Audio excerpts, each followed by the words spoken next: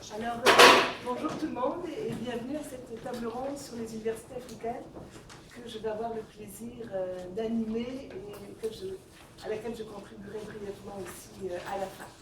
Donc, nous aurons 4 panélistes. Abdoulaye Anne, qui est professeur ici à l'Université Laval en sciences d'éducation.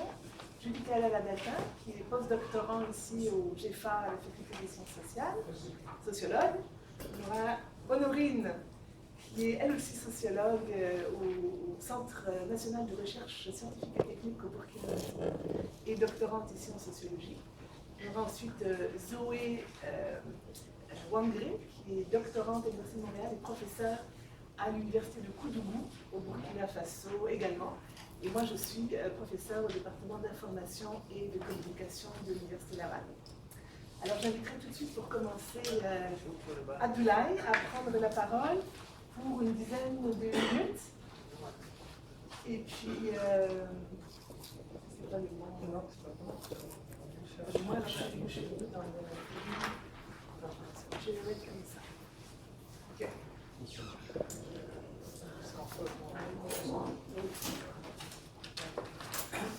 Donc, merci Florence. Merci aux organisateurs, au CERA, de nous donner cette opportunité d'échanger sur l'université. Pour cette table ronde, moi je m'étais donné comme mandat de faire un état de contexte, dire un peu d'où est-ce qu'on part avec ces universités, et prendre en particulier mon université d'origine comme cas, très rapidement, juste pour situer le contexte, et puis finir par revenir aussi sur le diagnostic qui est le résumé de cette présentation pour me poser moi-même quelques questions. Donc vous comprendrez, je n'ai pas de solution, mais j'ai des questions que je vais amener à la table et je compte un peu sur l'échange qu'on va avoir pour essayer de trouver des débuts de réponse, des pistes de réponse à ces questions-là. Donc les universités africaines, un état de contexte, retour sur le diagnostic et ça va trop vite, et quelques pistes peut-être de solutions. Sur le contexte, juste rapidement, donc au sens étymologique, université comme communauté, assemblée, corporation. Donc dans la définition même de l'université, il y a cette idée,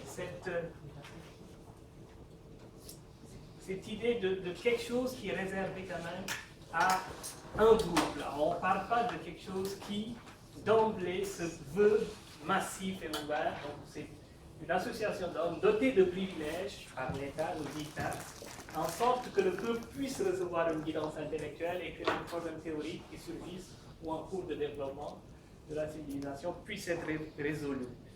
C'est une définition plutôt datée, hein, on l'avait vu, mais qui reste quand même encore ancrée dans les façons de faire, donc dans la manière dont l'université se voit ou se vit dans beaucoup de pays de ce monde, c'est-à-dire un groupe, finalement une élite, donc qui réfléchit aux choses de ce monde.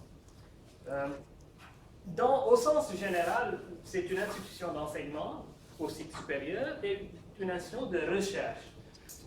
Dans la discussion qu'on a sur l'université africaine, on veut lui donner aussi un mandat de développement, mettre l'accent sur finalement sa vocation utilitariste, parce qu'on veut qu'il développe, mais au sens général, c'est plus de l'enseignement et de la recherche qu'on attend à ce que l'université fasse.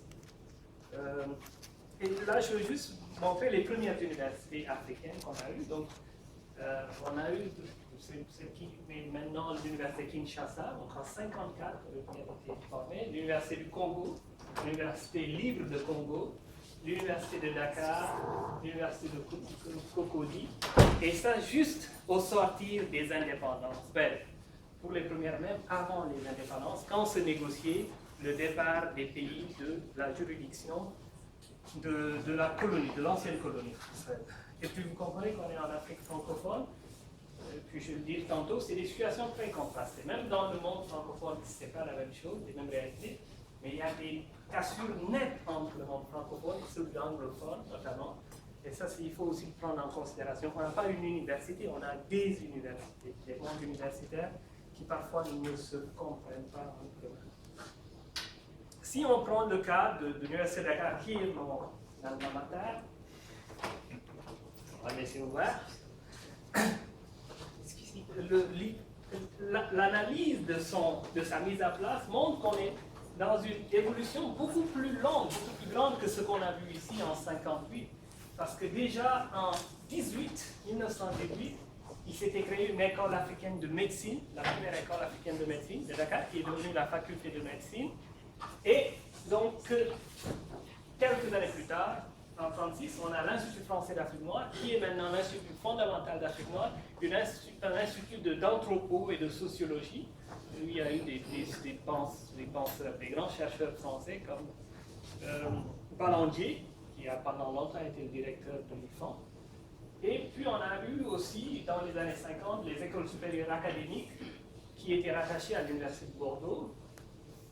Et puis, c'est ces instituts qui se sont transformés en facultés vers 1957, donc quand on commençait à négocier l'indépendance, et qui étaient rattachés aux universités de Bordeaux et de Paris pour former la 18e université française. C'est intéressant de voir cette évolution parce que ça permet de comprendre pourquoi après on est resté dans ce sillage-là, dans cette colonisation de ces universités. Parce que pendant plus de 100 ans, ils ont été, pas pendant plus de 100 ans, parce qu'ils ont été pensés dans ce modèle, inscrit dans l'université française, et après, ça va prendre du temps pour déconstruire cet ancrage-là dans le monde, notamment français, pour nos universités francophones et pour l'université de Dakar en particulier.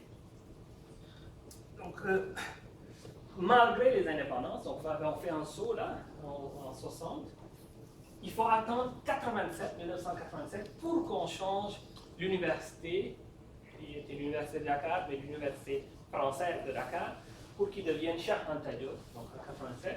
Et puis après, il y a quelques grandes réformes qu'on a eues dans les années 90, dont la concertation nationale sur l'enseignement supérieur, qui s'inscrivait dans les états généraux de l'éducation. Donc tous les pays africains ont eu dans cette période-là, 90, des états généraux. Et c'est ça qui a abouti à l'élection de quelques grandes facultés qu'on a actuellement dans cette université de Dakar. Et puis il y a aussi des moments aussi la réforme est rentrée en 2003, la création des facultés des sciences de l'éducation en 2004, et puis les réformes des études doctorales avec la création des écoles doctorales en 2005. Donc c'est une histoire qui est en train de se faire. Et c'est tout ça que l'analyse historique de l'évolution de l'université montre. Donc c'est quelque chose qui est en train de bouger, qui bouge peut-être pas aussi vite qu'on l'aimerait, mais qui bouge beaucoup et qui est en train de se déconstruire par rapport à une longue histoire de construction coloniale de cette université. Je vais m'arrêter là parce qu'on pourrait dire beaucoup de choses. Peut-être juste donner les dernières soutenances de thèse qui ont eu lieu à Dakar, à l'université. Donc ça, c'est en 2016 et 2017. Donc, langue des jeunes en milieu urbain dans un contexte plus rural, une comparaison Allemagne-Sénégal. Il faut le faire. Je n'ai pas lu la thèse, mais je vais juste vous donner des sujets qui sont celles qui actuellement sont en train d'être soutenues. Ils ont été soutenus en 2007. Donc, manger le bidou. Donc là, on est dans un plan national, donc une étude sociologique qui essaie de voir un peu comment l'abondance remémorer de la dépendance au marché. Donc, je vous épargne des explications derrière.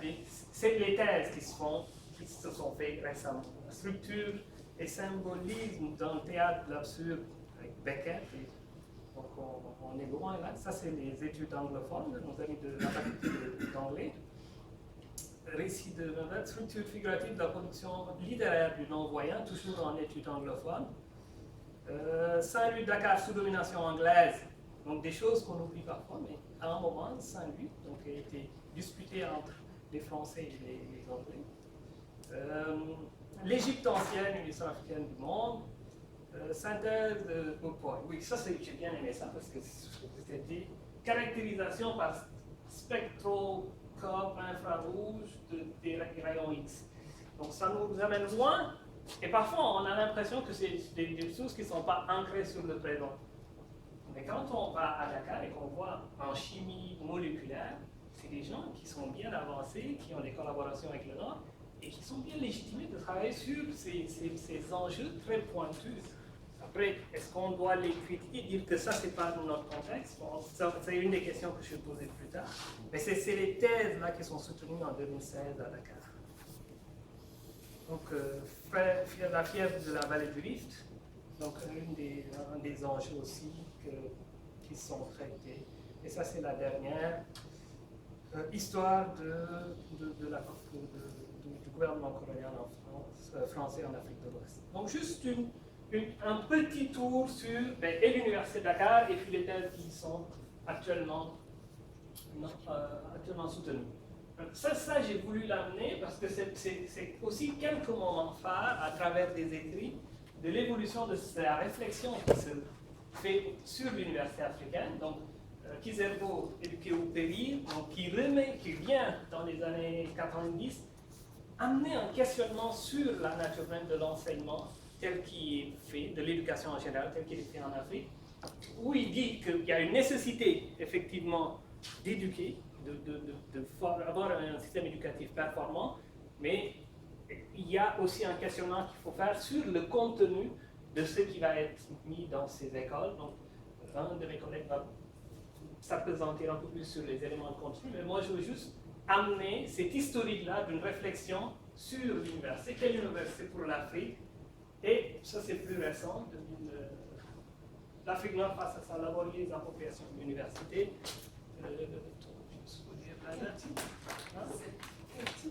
C'est ça? Non, 2002.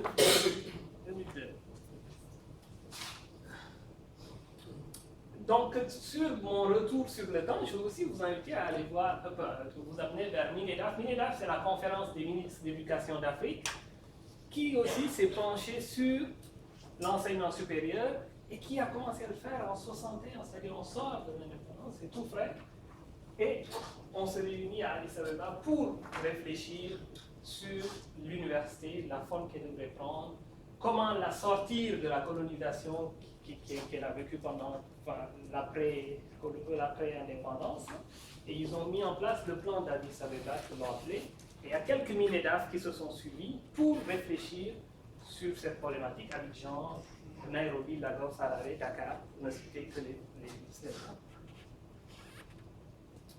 Et donc, après le Minedaf 61, en 62, une grande conférence aussi à Tananarive, au Madagascar, a porté sur le développement de l'enseignement supérieur. Et puis, il y a eu, juste après cette réunion de Tananarive, une grande rencontre à l'UNESCO pour réfléchir sur comment mettre en place le plan de Addis Abeba. Et puis, ici, je voulais donner quelques références de philosophes, de chercheurs issus de ce mouvement-là de réflexion sur l'éducation et sur le devenir de l'université, ou en l'occurrence ici de la philosophie africaine. Donc quelques titres qui pourraient être intéressants pour ceux qui voudraient aller voir qu'est-ce qui s'écrit juste après donc, ces années 60. Donc là on est en 70 avec quelques grands auteurs, certains moins connus que d'autres, c'est vrai. Et puis, en 80, donc un autre moment phare pour les universités, une grande crise qui a commencé dans les années 70 d'ailleurs, crise du pétrole, crise avec la grande sécheresse qui a sévi.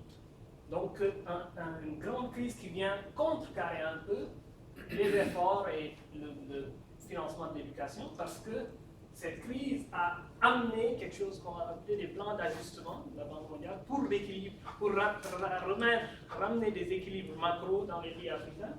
Et ça a été un coup de semence pour les universités. Parce qu'après une progression plutôt constante depuis les indépendances et un gros effort mis sur les systèmes, à partir donc, de 80, on voit une période de régression du secteur de l'éducation. Parce que l'argent a été mis ailleurs, parce qu'on a coupé dans les enseignants, on a coupé dans plein de choses pour rétablir, soi-disant, des équilibres macro. Et ça a fragilisé grandement les universités à ce moment-là. Et malgré les efforts des États pour financer, de manière générale, l'éducation, tous les États à ce moment-là de l'Afrique mettaient plus du quart de leur budget sur l'éducation, plus du quart du budget. Donc d'autres références qui peuvent aussi montrer l'intérêt que les Africains ont encore du devenir de leur université, comment on fabrique des sous-développés, donc une réflexion de Claude, je ne vais pas écorcher son nom, mais Claude. Donc ça c'est un document sur University in Africa, Strategy for Stabilization and Revitalization, et puis ici l'avenir dans le devenir de l'Afrique, une analyse par des collègues congolais pour voir comment cette université peut aider et dans quelles conditions il pourrait aider au développement de l'Afrique. Donc, une question chaude, une question qui est documentée, donc on ne parle pas de choses qu'on traite maintenant, qu'on vient de découvrir depuis les indépendances. Et j'ai amené ces documents, le plan d'Addis Abeba, parce que quand on regarde le plan, on retrouve les mêmes préoccupations qu'on a maintenant, de pertinence de contenu, de l'introduction des langues, de l'incapacité des universités à former des intellectuels capables de relever les défis de leur temps. Donc, ce n'est pas un questionnement nouveau. Après, il faut se demander, mais pourquoi, malgré cet intérêt, malgré tout cela, on est encore à reparler 40, 50 années plus tard de cette problématique. Bon, on va y arriver un peu. 90, je vais passer très vite, parce qu'il y a beaucoup de gens qui ont déjà parlé de ça. 90, donc la difficulté est vue comme étant une difficulté de trouver un équilibre entre le local et l'universel. Et ça aussi beaucoup d'écrits qui disent, ouais, une université pour l'Afrique, et une université locale ou une université ouverte sur l'international. Est-ce qu'on se recopie, est-ce qu'on oublie le monde et on essaie de travailler sur nos réalités, ou on doit s'ouvrir au monde pour ne justement pas être largué, pour ne pas avoir à essayer de rattraper encore le monde dans quelques années. Donc, un questionnement que Appiah notamment fait et qui nous dit qu'il faut revendiquer dans cette université notre africanité sans révérence ni consternation. Donc il faut assumer notre africanité dans les universités. Un tableau actuel, donc là je suis fini mon petit laïus là, historique, c'est 5 secondes, ça va être un peu moins.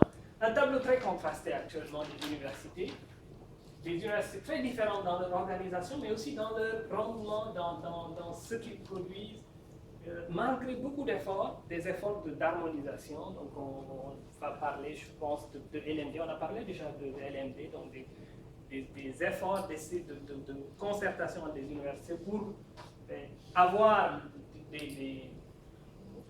une vision commune, parce qu'on va avoir une université africaine qui a du sens et qui permet le développement. Donc on se met ensemble. Donc le CAMES est un exemple de CAMES qui est rappelle-moi de la signification du CAMES, là. Africain et malgache pour l'éducation, qui organise l'agrégation de nos profs là, en Afrique, de façon, parce que le système est relativement différent d'ici, où les universités sont plutôt autonomes. En Afrique, c'est un pair, mais un pair africain qu'on donne les grades, etc. Et c'est au CAMES qu'on fait. Et des pays qui doivent composer encore avec un manque criant d'accès à des ressources, donc qu'elles soient humaines, financières, etc. Donc ça, c'est le tableau de la situation avec des clivages nets du type de celui que j'ai nommé tantôt, donc entre les anglo et les franco. Donc on a encore du mal à expliquer.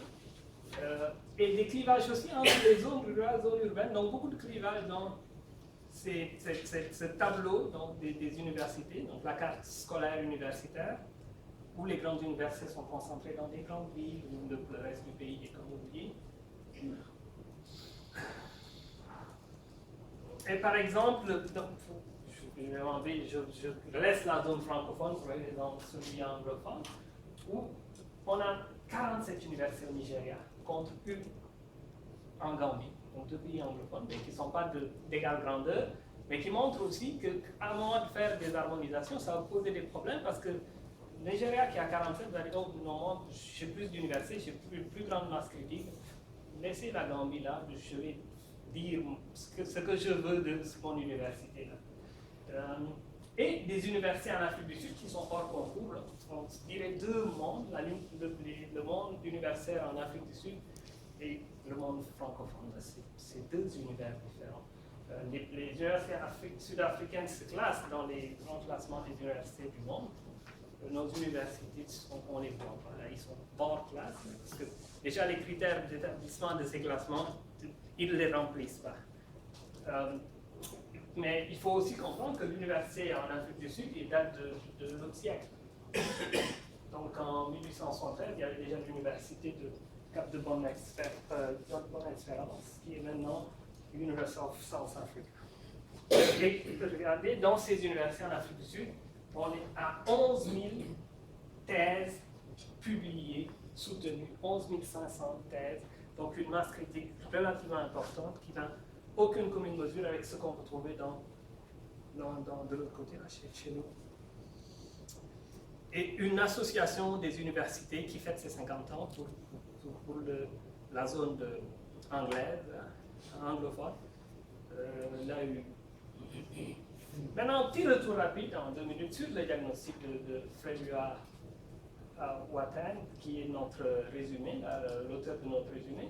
Donc, les universités, nous dit-il, non africaines, n'ont quasiment pas réussi à produire des personnes capables de résoudre les problèmes de développement qui accablent le continent.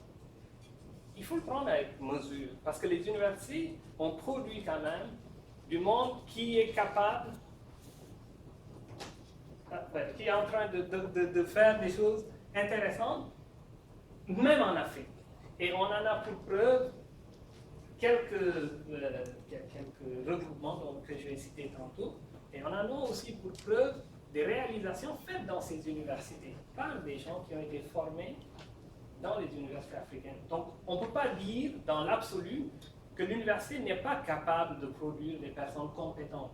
Après, qu'est-ce que le résultat des stagnations de l'université, il faut peut-être aller le chercher dans d'autres sphères aussi. Donc, parce que tout ne peut pas être mis, donc en tout cas l'échec du développement ne peut pas entièrement être mis sur le dos que des universitaires. Juste le bon exemple que j'ai en tête, c'est que les universitaires, ils ne gèrent pas de manière systématique l'éducation dans les pays africains. C'est les administrateurs qui le font. On a quelques recteurs universitaires, mais pendant un long moment, c'est des gens de l'ENA, des gestionnaires de toute façon, qui gèrent les États. Donc, les États ne sont pas gérés par des intellectuels universitaires. Les gestionnaires universitaires. Pas forcément. Les gestionnaires viennent des écoles d'administration, ENAM, on en a quelques, et ils sont très positifs, très axés sur des modèles logiques que des gens qui sortent de l'université avec cette formation critique, avec des ouvertures vers des aspects plus critiques des choses, ont, donc, comme naturellement, alors que des gestionnaires purs qui sortent des écoles, un plan c'est un plan, c'est-à-dire on oublie les contextes ou des éléments contextuels, on va dire, et on essaie d'appliquer un plan dur. Donc ça, c'est relativement différent. Donc le corps des élites dans les pays africains n'est pas uniquement conçu par des universitaires. À côté de ces élites administratives, on a aussi des élites religieuses, culturelles, qui ont un poids important et qui ne le mettent pas forcément, pas toujours, au service du développement. Même au contraire, ils vont être contre une forme de développement. Donc il faut considérer tout le tableau pour peut-être comprendre pourquoi il y a de la stagnation au niveau du développement. Les raisons identifiées par notre œuvre: manque de ressources, manque de gouvernance, conception postcoloniale, inadéquation avec le marché. Tout vrai, oui, tout. Mais ça complexifie l'affaire. Ça nous amène à un problème hautement plus difficile à résoudre que de juste présenter des problèmes. Donc ça dit qu'il faut réfléchir à tous ces niveaux et en même temps. Donc ça fait une complexité quand même pas mal grande. Et peut-être une bonne nouvelle, les gens, les jeunes, les expatriés, le brain drain, les gens qui ne revenaient pas, commencent à revenir. Donc ça c'est peut-être dans ce gris-là une bonne nouvelle. Ils reviennent physiquement ou par des formes de transfert diverses et variées. Donc sur le diagnostic, une classification que j'ai trouvée intéressante entre les blocages évidents et les blocages cachés, parce que peut-être parfois on est plus sur des blocages évidents et on pense que c'est dans l'évidence qu'il faut trouver des solutions, alors que les raisons de l'échec sont peut-être plus cachées qu'on le pense, et ils sont peut-être dans les représentations, qu'on n'interroge peut-être pas assez, et les représentations de tout le monde, pas seulement des intellectuels, mais des autres membres de la population, etc. Et la question de notre résumé, c'est par quoi commencer? Moi, j'ajouterais, mais commencer quoi? Par quoi commencer? Mais quoi commencer? Qu'est-ce qu'on fait? Parce qu'on a en même temps plusieurs urgences, plusieurs champs à défricher, à éclairer. Donc, des pistes de solutions, la question des langues, il faut ramener appropriation des langues, et puis trouver des façons autres de développer, ou de trouver des façons originales, ne pas essayer de la fameuse théorie du rattrapage, parce que les gens que tu veux rattraper avec cette université, quand tu vas arriver au niveau où ils sont, eux, ils seront partis ailleurs. Donc ça va être un éternel recommencement si on reste sur des modèles connus. Donc il faut essayer de trouver un modèle original, innovant. Donc, et là, les universitaires ont un rôle à jouer très fort, et ils le jouent parfois. Sauf que ce n'est pas eux parfois qui dirigent aussi, qui donnent le là, donc ils sont... Donc, et j'ai juste pour sortir ça, des mouvements comme ça, qui est dans SOA? C'est des universitaires, c'est nous autres, c'est des gens qui viennent d'Afrique, c'est des gens qui pour la plupart ont été formés dans des universités africaines, qui viennent finir leur formation peut-être le dernier bout là, en Occident, mais moi je me revendique comme un produit de l'Université de Dakar, et j'ai fait jusqu'à ma maîtrise là-bas. Donc, c'est pas l'université d'ici, de là-bas qui m'a formé. Donc les universités du Sud sont en train de faire des choses. Achille Vendée, notre grand intellectuel, avec ses ateliers de la pensée, qui sont en train de redéfinir la façon de regarder et le savoir et les universités. C'est des grands mouvements.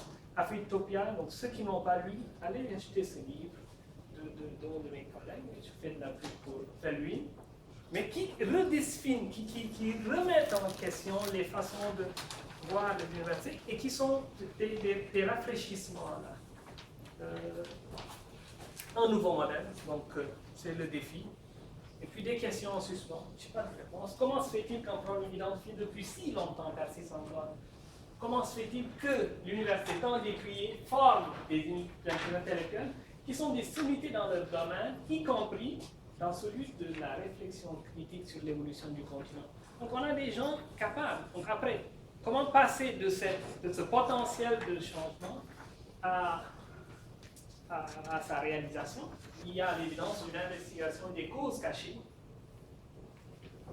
à poursuivre. Moi, je vais m'arrêter là. Je vais laisser à mes collègues le soin de continuer. Peut-être je vous laisser sur cette citation de Kizerbo.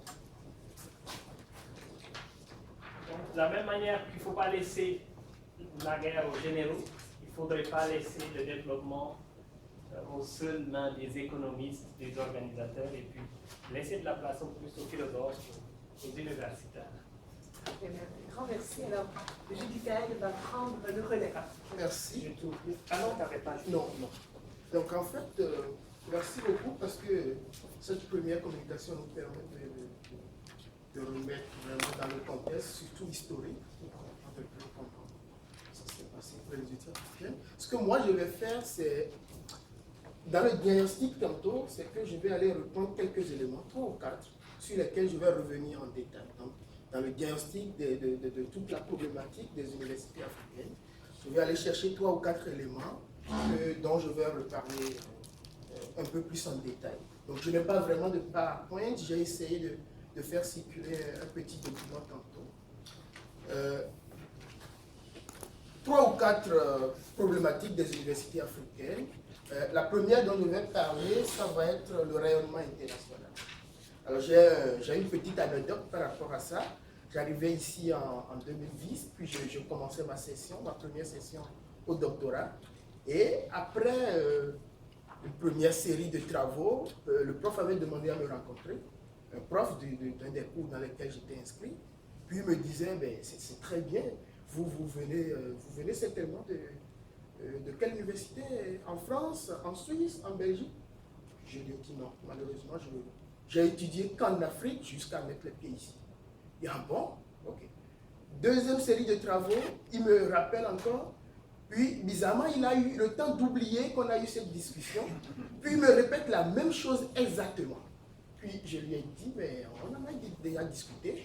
Moi, je viens du Bénin, en réalité, où j'ai étudié toute ma vie, où j'ai travaillé quelques années avant de venir ici. Alors, il était quand même assez étonné. Et là-dedans, j'ai constaté après qu'il n'y avait aucune méchanceté.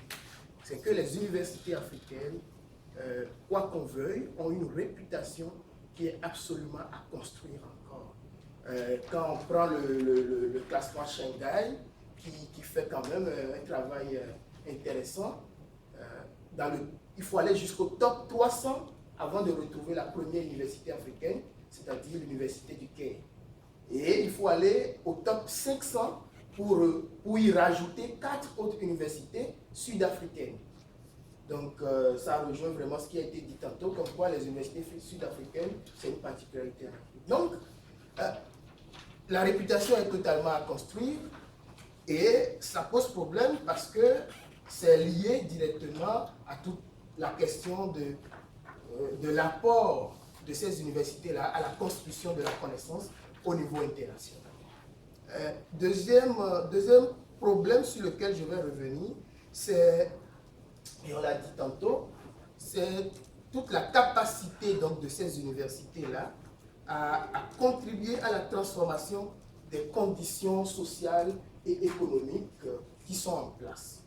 Alors, entre 1960 et 1990, il y a eu une flopée, un développement extraordinaire du nombre de chercheurs en Afrique.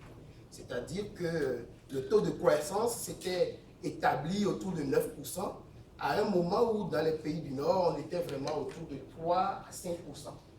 Donc vous voyez, après donc, la création des universités, comme on l'a vu tantôt, il y a eu un accroissement vraiment important donc, du nombre de chercheurs en Afrique. Mais bizarrement, la contribution donc, de l'État au développement de la recherche ne s'est pas accompagnée. On parle autour de 0,34% du PIB, qui est la contribution des gouvernements africains à la recherche, alors que quand on regarde au niveau des pays émergents, on est autour de 1%, et pour les pays développés, c'est encore beaucoup plus. Donc, il y a un certain contraste. Il y a des chercheurs qui sont formés de plus en plus, qui veulent contribuer à quelque chose, mais du point de vue du financement, les efforts ne sont pas là. Ce qui fait que l'université africaine peine encore, comme on l'a dit tantôt, à contribuer effectivement à transformer les conditions sociales et économiques qui sont en place. À cela, il faut ajouter le fait aussi qu'il y a quand même des recherches qui sont effectuées, mais ces recherches sont très peu valorisées.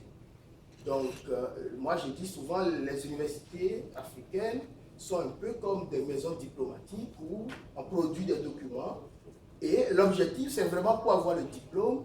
L'objectif, c'est pour que l'enseignant ou le chercheur ait un bon classement. Donc, lors de ces évaluations au CAMES, qui évoluent souvent, mais l'objectif n'est pas très souvent donc d'apporter cette connaissance ou ces recherches-là pour faire avancer le développement.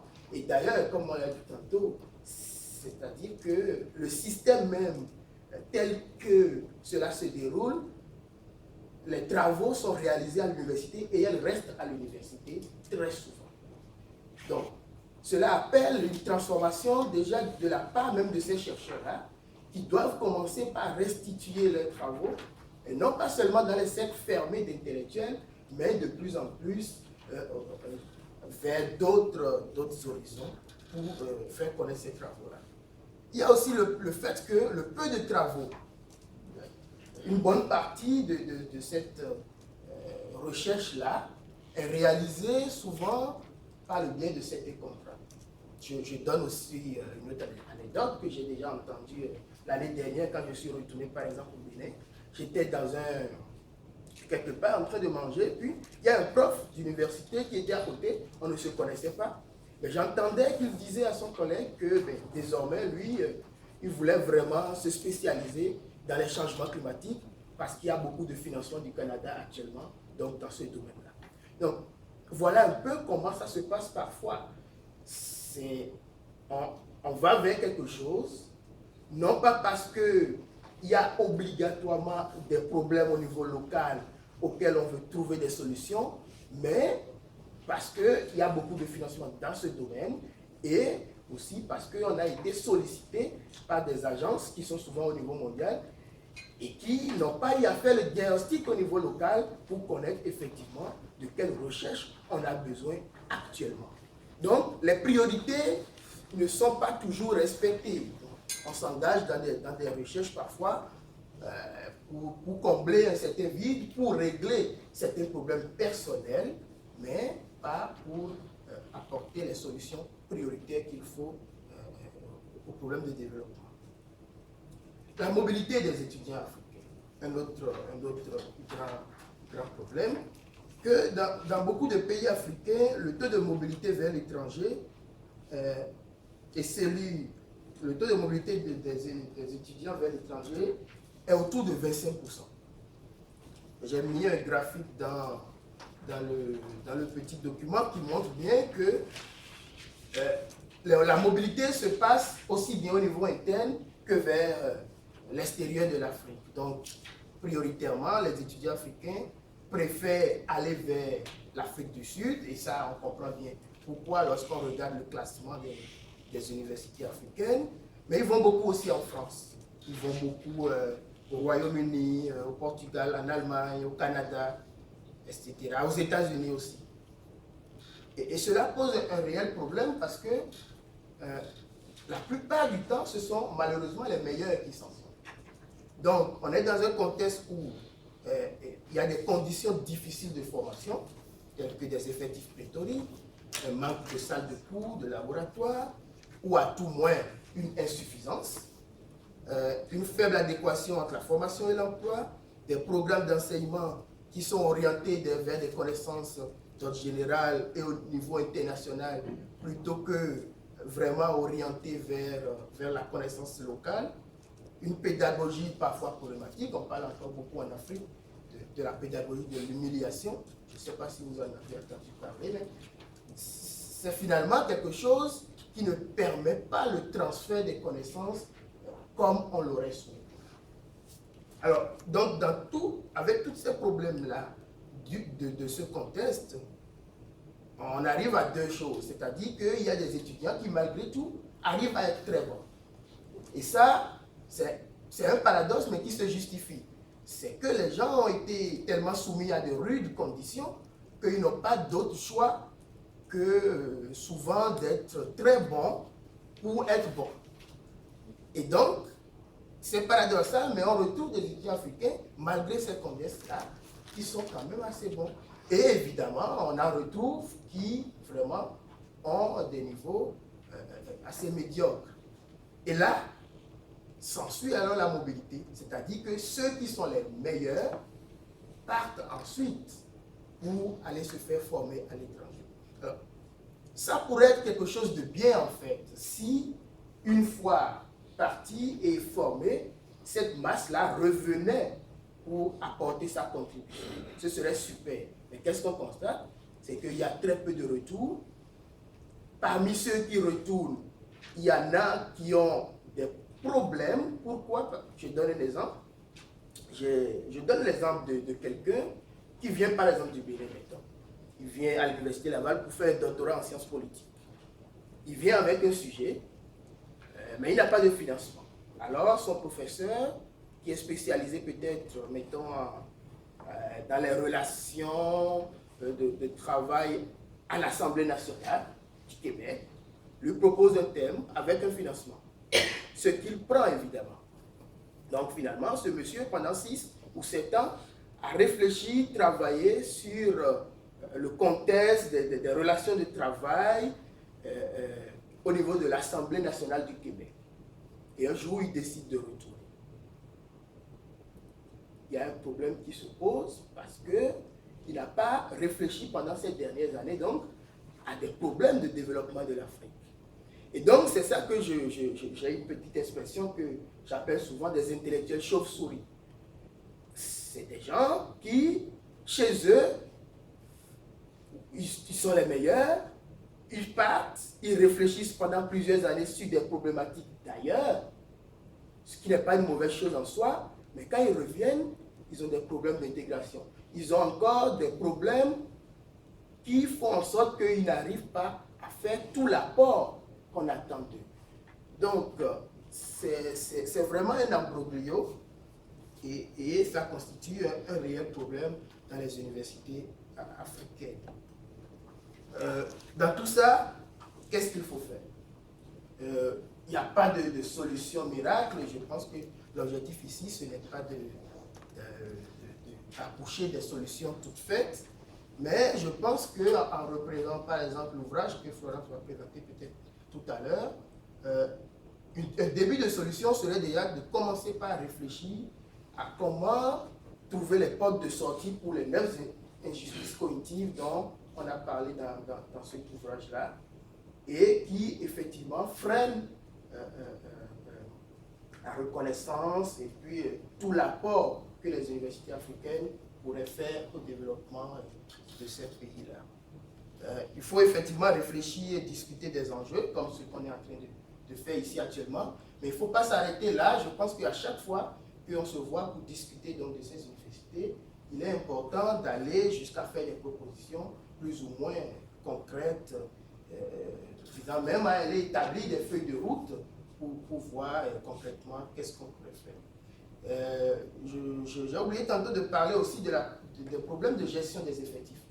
On constate qu'il y a une forte massification des étudiants, donc de plus en plus de personnes vont à l'école, mais malheureusement on constate qu'à l'université, il y a une massification dans des programmes dont le potentiel en emploi est faible. Tout simplement parce que les programmes dont le potentiel en emploi est fort sont quasiment contingentés ou coûtent plus cher.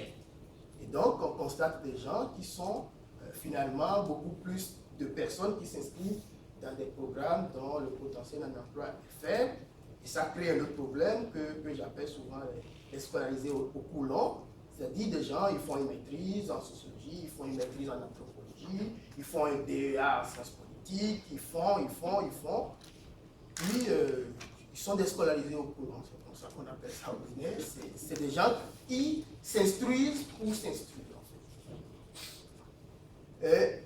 Dernière chose dans les solutions, c'est qu'il faut encourager effectivement les retours, tout simplement parce que lorsqu'on retourne, c'est pas qu'on est plus intelligent, on est certes plus aguerri, un peu plus aguerri, mais on revient dans un système dont les pesanteurs ne pèsent pas sur vous dès que vous retournez. Donc, il faut encourager le retour. Moi, je m'inspire totalement là-dedans. Ceux qui me connaissent savent que je suis sur la voie du retour. Donc, c'est un peu ce que j'ai à partager avec vous en ce qui concerne les problématiques des universités africaines. Merci beaucoup, Julie-Gaëlle.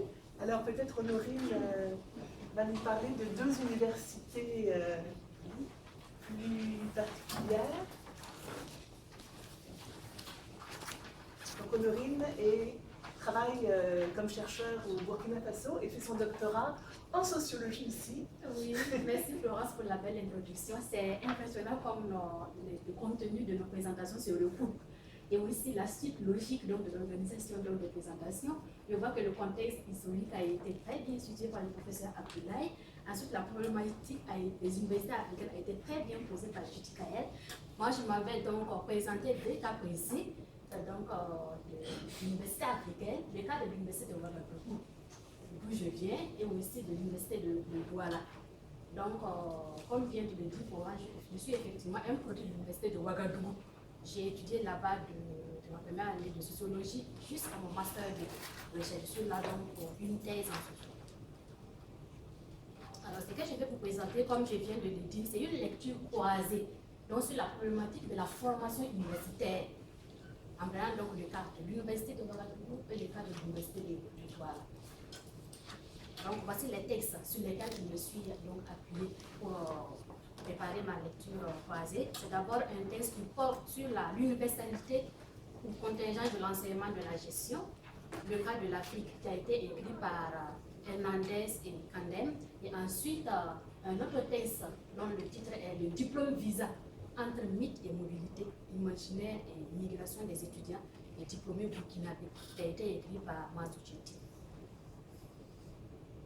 Alors, l'objectif des premiers auteurs, c'est d'essayer de dépasser l'afro-pessimisme, comme venait donc de le souligner tantôt le professeur Abdoulaye ainsi que Chiti Kael, qui consiste à tout rejeter, à déconstruire tout ce qui est africain. Diplômes non valorisés, les professeurs ne sont pas bien formés, les étudiants ils sont tous chômeurs. Il faut dépasser cet afro-pessimisme-là et rappeler que quand même, il y a des établissements de haut niveau qui existent en Afrique et qui forment des étudiants et qui sont très bien appréciés sur le marché du travail. Ils ont pris donc l'exemple de l'École supérieure des sciences économiques et commerciales de Douala pour illustrer leurs propos. Leur deuxième objectif, c'est de traiter de la problématique de la professionnalisation de l'université, de son intérêt, mais aussi de ses limites. Quant à ma objectif concernant l'université de Ouagadougou, son premier objectif, c'est de dégager les principales raisons, c'est-à-dire le contexte politique, socio-économique, mais aussi la singularité des trajectoires des étudiants diplômés de l'université de Ouagadougou, qui les poussent à vouloir toujours aller se chercher ailleurs. Et aussi, dans un premier temps, son objectif, son but est de tenter de relier donc ces faits, c'est-à-dire ces principales raisons, aux ressources et savoirs qui permettent donc le voyage ainsi que les imaginaires qui le sous-tendent. Alors, c'est tellement impressionnant de se rendre compte que malgré le fait que les deux études aient été menées à des périodes différentes, et celle de Ouagadougou en 2014, celle de Douala en 2004, par des auteurs différents, dans des contextes africains très différents, le contexte général est le même. Et le professeur Abdoulaye et Chiti Kael venaient de le souligner. Ils se sont rendus compte, les auteurs se rejoignent sur le fait que les systèmes d'enseignement supérieur africains sont encore aujourd'hui fortement influencés par ceux des anciens colonisateurs, que ce soit les matières enseignées ou les représentations portées par cette institution de savoir et pouvoir. Tout ce corpus-là sont des vecteurs d'occidentalisation de la pensée. Donc, il se résume donc à dire que le mimétisme l'emporte largement sur la contingence. Et ensuite, les auteurs encore se rejoignent sur le contenu, la pertinence et l'adaptation de la formation. Ils reconnaissent tous, de façon générale, que la formation livrée par les universités, les deux universités, est fortement centrée sur du savoir pur et théorique. Alors que sur le marché du travail, ce qu'on demande des étudiants, c'est d'être professionnels aptes à l'emploi, ce qu'ils n'ont pas. Parce qu'une formation professionnelle est faite de savoir-faire et de savoir-être. Et l'université ne dispense que le savoir uniquement. Et il y a Kandem et Hernandez qui ont proposé d'ailleurs un tableau qui synthétise effectivement cette inadéquation entre compétences de l'université et l'exigence des entreprises. En matière de savoir, on se rend compte que l'université s'investit pleinement, alors que l'entreprise demande très peu de savoir théorique. Et en matière de savoir-faire qui est fait de créativité, d'autonomie, de qualité relationnelle et de civilité, l'université n'a pas très peu de compétences, forme moins les étudiants dans ce sens, alors que c'est bien demandé sur le marché du travail. Et en matière de savoir-être, c'est-à-dire la qualité sociale, comportementale et éthique, presque inexistante à l'université, alors que c'est là même que les universités nous attendent, et c'est sur ce point qu'on est plus jugé. Donc, il se rejoint encore pour conclure effectivement qu'il y a une inadéquation entre compétences de l'université et l'exigence de l'entreprise. Alors, face à cette inadéquation, que faut-il faire? Hernandez et Kandem, prenant donc le cas de l'ESSEC de Douala, propose donc, se demande donc, est-ce que ce n'est pas mieux de tenter de professionnaliser la formation universitaire? Et là-dessus, effectivement, il y a des auteurs qui les rejoignent, qui appuient effectivement cette idée de professionnalisation. Il y a l'exemple de Kabou, par exemple, qui dit que pour l'enseignement en Afrique aurait tout à gagner à former des individus suffisamment créatifs pour s'auto-employer. Et il y a aussi Etwanga Mangel qui appuie cette idée, qui insiste sur la nécessité pour l'enseignement africain de développer les qualités qui conditionnent le progrès. L'imagination, le non-conformisme, la créativité, le professionnalisme et la compétence, le sens des responsabilités et des devoirs, l'amour du travail bien fait. Et il y a aussi Tolba, qui abonde dans le même sens à propos de l'université mauritanienne et qui parle de la nécessité d'introduire l'esprit d'entreprise dans l'enseignement supérieur. Mais les auteurs reconnaissent quand même que la professionnalisation a ses limites. C'est vrai qu'avec la professionnalisation, une voie intéressante où des résultats positifs peuvent être obtenus, mais elle n'est pas forcément généralisable, parce qu'il y a tellement de limites. Elle est coûteuse pour les universités africaines qui peinent déjà à s'en sortir avec ce qui existe, et si elle est vraiment coûteuse, elle ne sera pas accessible à tous les étudiants. La deuxième limite, c'est que les effectifs seront donc limités, donc tous les étudiants ne pourront pas accéder à ces universités, et aussi toutes les formations universitaires ne sont pas forcément professionnalisables. Comme on va professionnaliser des sociologues, des anthropologues, des ethnologues, c'est un peu compliqué. Maintenant, l'étude concernant l'université de Ouagadougou, qui a été menée par Mazouchetti, face à l'inadéquation entre formation universitaire et demande de l'entreprise, il a essayé de suivre les trajectoires des étudiants burkinabés à l'université de Ouagadougou pour voir qu'est-ce qui les pousse à vouloir toujours aller ailleurs. Si après l'obtention du diplôme, ils n'arrivent pas à s'insérer sur le marché du travail, qu'est-ce qui les empêche à retourner au village? Puisqu'au village, il y a du travail. Ils peuvent bien mettre leurs compétences à profit de leurs parents qui sont restés là, pour développer ne serait-ce que le local en attendant. Pourquoi ils ne retournent pas? Mais il s'est rendu compte que des propos des étudiants, et déjà même arrivé à l'université de Ouagadougou, les étudiants se considèrent comme des victorieux d'un combat, parce que le parcours scolaire n'est déjà pas facile. Donc pour eux, on ne peut pas arriver à ce stade-là et vouloir reculer. Retourner au village, c'est vraiment pour eux échouer. D'autant plus qu'ils n'ont pas appris à cultiver, à se servir de leurs mains. Ils ne sont plus inclus dans les réseaux de commerce familiaux. Donc retourner au village, vraiment, c'est un échec pour eux. Ils le disent d'ailleurs, la plus grande honte serait de retourner d'où on vient les mains vides. Même si nos parents, les aînés, ne nous demandent pas de transformer tout le village, ils vont demander quand même à ce qu'on améliore leurs conditions d'existence. Il y a quand même un retour qui est attendu, mais c'est reste que pour les parents proches, la famille. Donc il y a cette peur-là de retour à la terre et le poids de la dette qui les empêche de retourner au village, quand bien même ils se rendent compte qu'après l'obtention du diplôme, l'accès sur le marché du travail n'est pas évident. Alors, quelle perspective leur reste? Le diplôme est obtenu, ils n'ont pas d'emploi, ils ne veulent pas retourner non plus chez eux. Bon, ben, d'autant plus que le diplôme est vu sur le plan international comme un visa, ils se disent, mais pourquoi pas tenter l'extérieur? Voilà pourquoi l'auteur parle du diplôme visa. Parce qu'effectivement, de toutes les façons d'évolution de l'obtention du diplôme, nourrit l'espoir d'un accès à un monde qui est raconté comme village planétaire. Et aussi dans la formation, tout au long de leur formation, ils ont acquis ces aptitudes de la mondialité. Il y a l'urbanité, il y a le style, il y a la maîtrise de la langue, il y a l'accès aux médias qui font qu'ils nourrissent on appelle ça, cet espoir-là aussi de goûter à l'occidental, d'aller y voir. Si ici ça ne marche pas, peut-être qu'ailleurs ça marchera. Et il y a aussi les discours des gouvernants occidentaux. Nicolas Sarkozy, en son temps, qui parlait de l'immigration choisie. Donc l'immigration qui choisit seulement les diplômés, les compétents. Donc ils se disent, mais ce n'est pas forcément un échec. Parce que même si on n'arrive pas à obtenir l'emploi ici, notre diplôme est un visa, d'autant plus que de l'autre côté, on a besoin de nous. Et ça les motive à aller plus loin, à obtenir leur diplôme. Et ce diplôme, effectivement, est décrit comme un symbole du passage irréversible de la frontière entre le monde de la paysannerie et le monde des lettrés, ainsi que comme potentiel clé d'ouverture des frontières géographiques.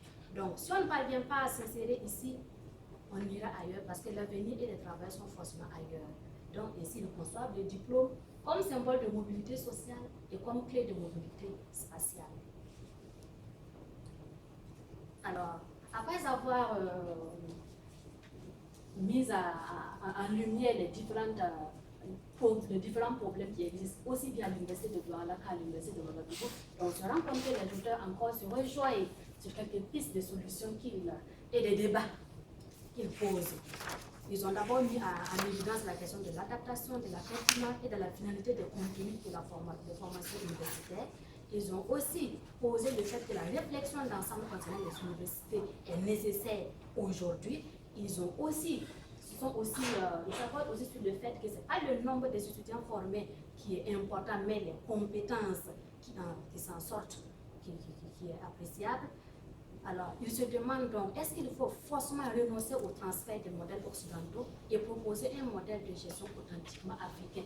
Comme la question revient, je pense que le professeur Abdoulaye venait aussi de le poser. Comme deuxième question de débat, ils se demandent, mais est-ce qu'il faut désormais aussi que les universités ne dispensent uniquement qu'un savoir plus proche des valeurs culturelles? Faut-elle s'appuyer seulement sur les valeurs culturelles africaines? C'est-à-dire rejeter tout ce qui vient de l'Occident et se tabler seulement sur les valeurs africaines? Est-ce qu'il faut professionnaliser les universités africaines afin que les étudiants ne soient plus des purs savants, mais des compétents et opérationnels?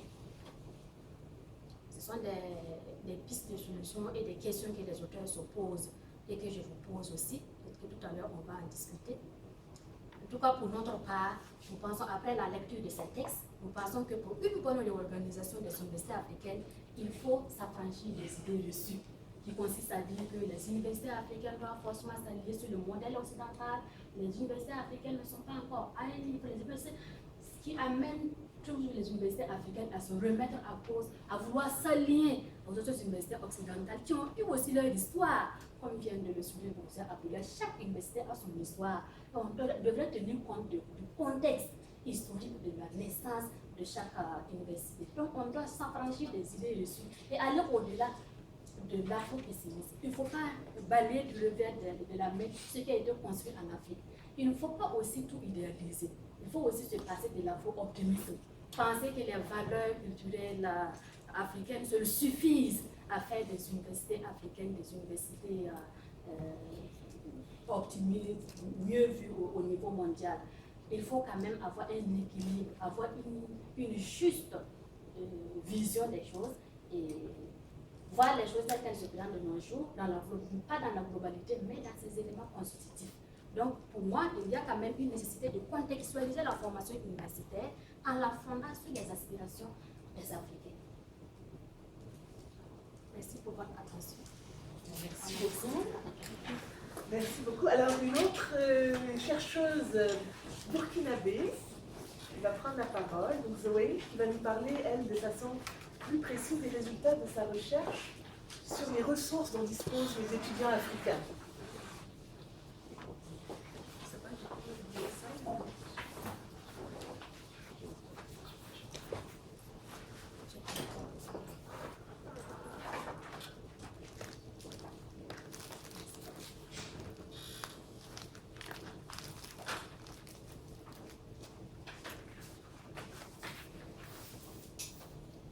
Merci. Moi, je n'ai pas de présentation PowerPoint, mais mon intervention axée sur les ressources peut répondre à la question posée sur le diagnostic alarmant sur les universités africaines est lié à un manque énorme de ressources. Donc, lorsqu'on parle de ressources, il est bien vrai qu'il y a des ressources humaines, des ressources financières, mais aussi des ressources matérielles ou documentaires. Donc, je parlerai plus des résultats d'une enquête que j'ai menée en 2016 sur le comportement informationnel des étudiants en médecine qui préparent un doctorat professionnel. Plus précisément, je veux savoir comment ces étudiants accèdent aux ressources informationnelles et quels sont les obstacles auxquels ils sont confrontés lors de leur recherche d'information. D'abord, les outils et sources d'information utilisés par ces étudiants.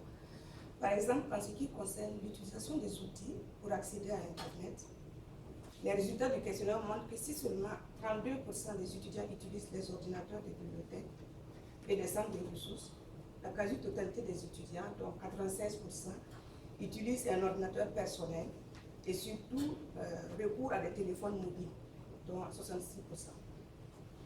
Et pour accéder aux sources d'information, les résultats du questionnaire montrent que les 3 premières sources les plus utilisées par les étudiants, c'est surtout Google Scholar, qui vient en première position avec 68% des étudiants. Ensuite, les livres numériques, 46%, et les thèses en ligne, 34%. Donc, la quasi-totalité des étudiants déclarent télécharger des ressources en accès libre sur le web. Et pour accéder à ces ressources, ces étudiants font face à des barrières. Je vais évoquer juste 3 de ces barrières que je trouve vraiment importantes. La première barrière, ce sont les problèmes d'accès à Internet. Selon les résultats du questionnaire, environ 94% des répondants ont dit avoir au moins occasionnellement été bloqués dans leur recherche d'informations en recherche des problèmes d'accès à Internet. Et lors des entrevues, la quasi-totalité des étudiants, dont 23 sur 25 que j'ai interviewés, ont également souligné la lenteur de la connexion Internet comme une barrière qui entrave leur recherche d'informations. Donc, d'une manière générale, les répondants déplorent que la connexion en Wi-Fi et un parc informatique ne soient pas disponibles sur tout le campus. Donc, ces difficultés révèlent le problème de fossé numérique ou de fracture numérique que certains auteurs comme Cassie et Van Gramin ont bien documenté. La deuxième barrière, c'est la barrière linguistique. Lors des entrevues, les étudiants déplorent le fait que les chercheurs francophones publient leurs articles en anglais au détriment de la langue française. Donc, en effet, 23 sur 25 ont évoqué la langue comme un obstacle à leur recherche d'information. Donc, c'est toute la question de l'homogénéité de la langue anglaise dans le contexte de la mondialisation et que Piron évoque dans son ouvrage. La troisième barrière, c'est la production locale sous-régionale. Le manque de publications en ligne ou en version imprimée sur des recherches menées dans la sous-région constitue également un blocage dans la recherche d'information des étudiants au doctorat en médecine. Les résultats du questionnaire montrent que 89% déplorent les ressources non disponibles dans les collections de la bibliothèque universitaire ou des centres de ressources disponibles. Et lors des entrevues, les étudiants ont évoqué le fait qu'ils ne retrouvent pas de publications africaines, surtout dans la sous-région, pour comparer leurs recherches. Pour eux, ils doivent pouvoir quand même comparer leurs recherches avec les autres pays de la sous-région. Donc je vais vous donner, je vais citer un des étudiants qui a évoqué ce problème. Il dit ceci: au niveau de l'Afrique, on n'a pas beaucoup de revues publiées sur les recherches pour comparer. Vous savez que pour un thème, si vous prenez au Burkina, il est intéressant de comparer les articles avec la sous-région. Malheureusement, quand vous allez sur le net, vous allez voir que vos thèmes, c'est peut-être en Chine ou bien, disons, des articles qui sont traités en Israël. La réalité n'est pas la même. C'est ça la principale difficulté d'avoir des publications africaines pour comparer facilement. Fin de citation. Donc, ces propos expriment d'une certaine manière deux injustices cognitives que Piron cite dans son ouvrage: le mépris pour les savoirs locaux, socialement et culturellement pertinents, et l'aliénation épistémique qui amène les étudiants à devoir penser dans une épistémologie et des catégories de pensée postcoloniale. Donc, en conclusion et recommandation, moi je dirais que ce qui manque dans nos universités, ce sont des infrastructures universitaires. Il faut des ressources informatiques indispensables pour la recherche d'informations. Et cette expérience, je l'ai vécue et je la vis toujours pour mes cours que je dois dispenser à l'université de Cotonou. Et étant jeune enseignante, moi j'aimerais vous poser des questions. Je trouve que j'ai des aînés professeurs ici qui pourront répondre. Que doit-on faire en tant que nouvelle enseignante des universités africaines pour résoudre ces problèmes? Donc, dans le cadre de mes recommandations, j'aimerais souligner la nécessité de former des bibliothécaires et des archivistes pour aider les étudiants et les chercheurs à accéder plus facilement à l'information. Et nous attendons aussi avec impatience le projet de bibliothèque virtuelle interconnectée, discuté depuis 2014 à Dakar, qui parle d'une bibliothèque virtuelle interconnectée de 8 pays de l'UEMOA. Donc c'est un projet financé par, un projet PATIS plutôt, soutenu par l'UEMOA et l'UNESCO. L'idée est de partir de bibliothèques virtuelles locales et de fédérer en une bibliothèque sous-régionale. C'est ce qu'a expliqué M. Jean-Pierre Ipoulou, qui est conseiller régional de l'UNESCO à Dakar. Donc, merci beaucoup. Merci beaucoup. Alors, je vais terminer la présentation avec juste quelques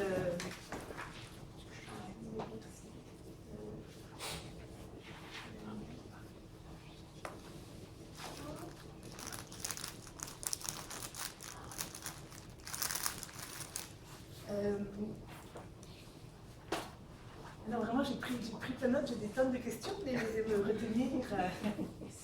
vais me retenir.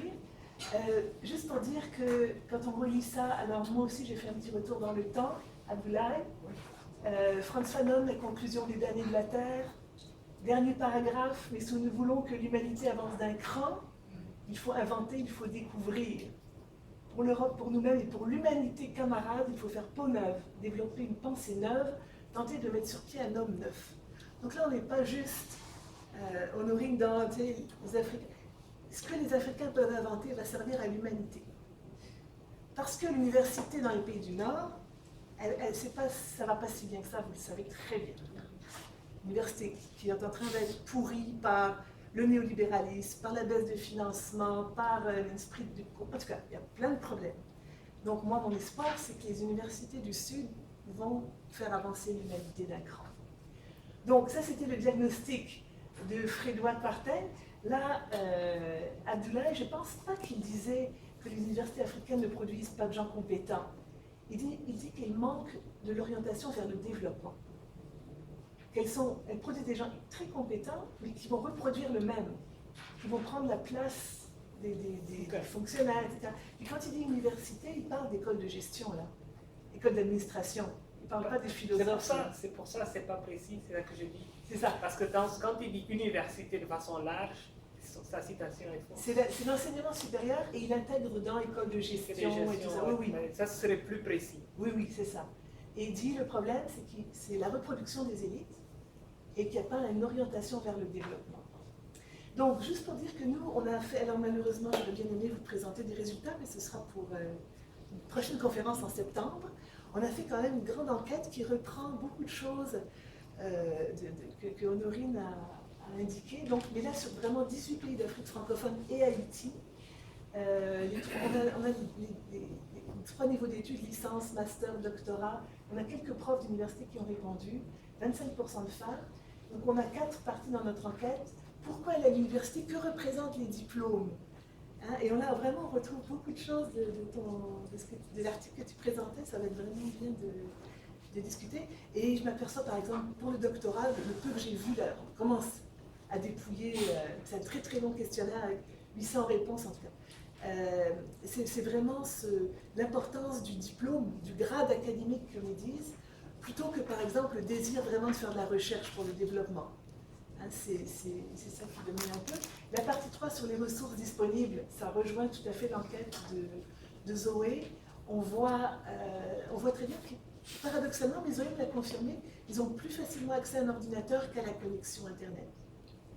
Et puis, la partie 4, c'est sur les liens entre la recherche et la société. Alors là, le diagnostic est assez radical, on a juste 3 questions. Pensez-vous que la recherche devrait aider au développement? Pensez-vous que la recherche telle qu'elle se fait actuellement aide au développement de votre pays? Alors, la plupart du temps, c'est vraiment oui pour la deuxième, puis c'est un non radical pour la deuxième question.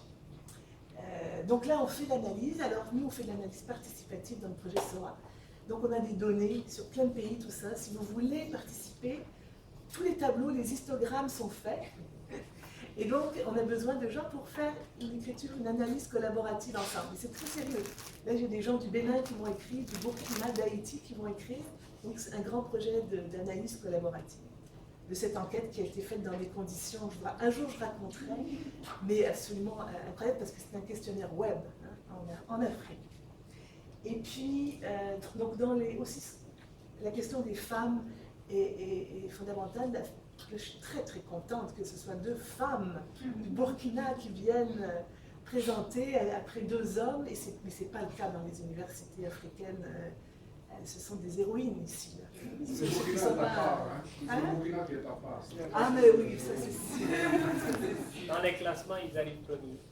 Pour les femmes? Non, pour l'Afrique de l'Ouest.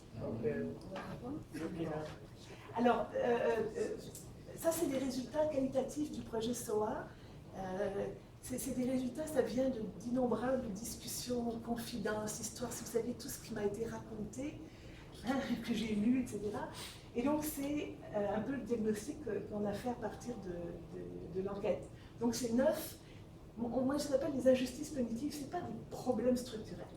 C'est ce qui empêche les étudiants extrêmement brillants, que je rencontre sans cesse, d'aller plus loin et d'aller vers le développement justement. Donc, et aussi j'ai remarqué une chose, et peut-être, enfin il faudrait qu'on en discute, mais ce que je trouve que notre enquête a fait, c'est qu'on met à la fois les choses très matérielles, comme l'enquête de Zoé, puis les choses plus épistémologiques. Et d'un côté, on voit des critiques épistémologiques, etc., postcoloniales, qui ne s'intéressent pas au matériel. De l'autre côté, on voit des trucs très matériels, les ressources, mais ils oublient le côté épistémologique. Je pense que c'est vraiment ce qu'on apporte, c'est de mettre ça ensemble. Absence d'infrastructures de recherche dans les universités. Je veux dire, le salaire moyen des professeurs d'université en Afrique, je ne ferai pas de...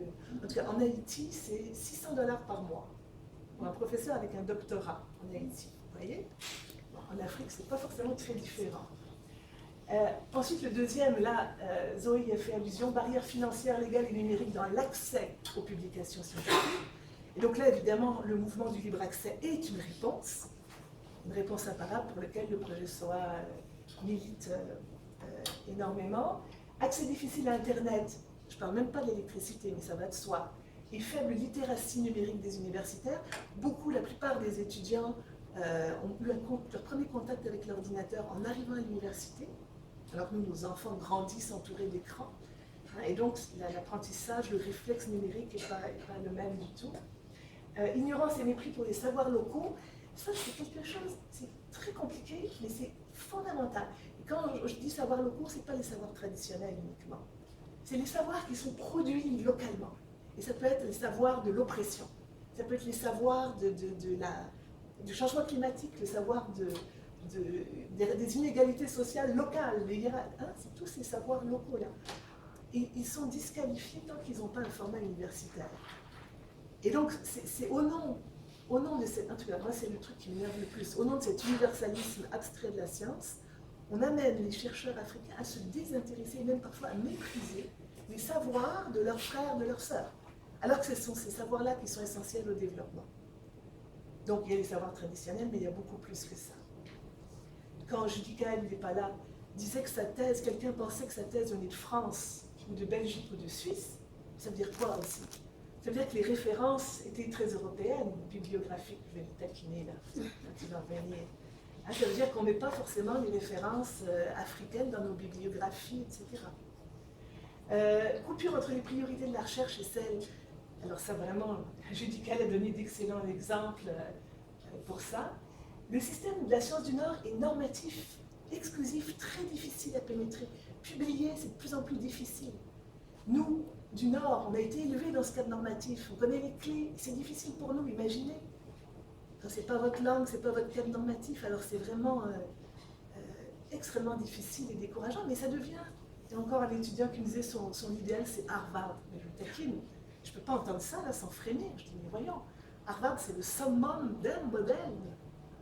C'est comme un manteau, je disais ça aux étudiants ici, c'est comme le manteau. À Harvard, on met un manteau parce qu'il fait froid l'hiver. Toi, tu veux vivre dans ton pays avec le manteau d'hiver parce que c'est ça qu'il faut faire à Harvard? Non. Hégémonie des langues coloniales, ça évidemment, c'est une question très complexe. Et moi, je pense que la réponse, c'est le plurilinguisme. C'est-à-dire, on ne choisit pas. j'essaye de... Enfin, il y a des endroits où on négocie ça. On peut faire son mémoire dans une langue et des résumés dans d'autres langues.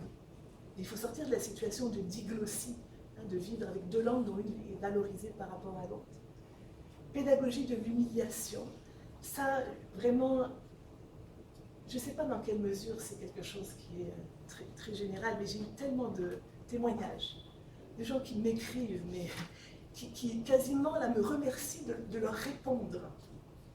Ils m'écrivent un message, moi je réponds, ils me disent « Quoi, vous m'avez répondu ?» Ça en dit long, je pense, sur comment les étudiants peuvent se sentir traités par leur université. Et puis finalement, l'aliénation épistémique, dont on a parlé, le fait de devoir penser dans des catégories coloniales, c'est comme les enseignants de biologie au Cameroun, dont le manuel scolaire présente le chou-fleur breton, enseigné en biologie au Cameroun, alors que les aspects de l'écosystème camerounais ne sont pas enseignés. Bon, ça c'est... Alors voilà, c'est les 9 injustices qu'on a développées. Donc, l'université faire un outil de développement local durable, de renforcement des savoirs locaux appropriés au concept. Quel rôle pour la recherche? Bon, créer des savoirs ancrés dans les questions de développement local, ça c'est vraiment une vision quand dans le résumé on dit par où commencer, ben l'enfant c'est pour arriver un peu. Parce que le développement c'est un enjeu dans ces pays-là, c'est ridicule de faire comme si ces universités pouvaient faire la même chose que font des universités dans des pays où ils n'ont pas les mêmes enjeux. Et au nom de la neutralité, il ne faudrait pas se préoccuper des enjeux locaux. Mais pour moi, c'est une aberration.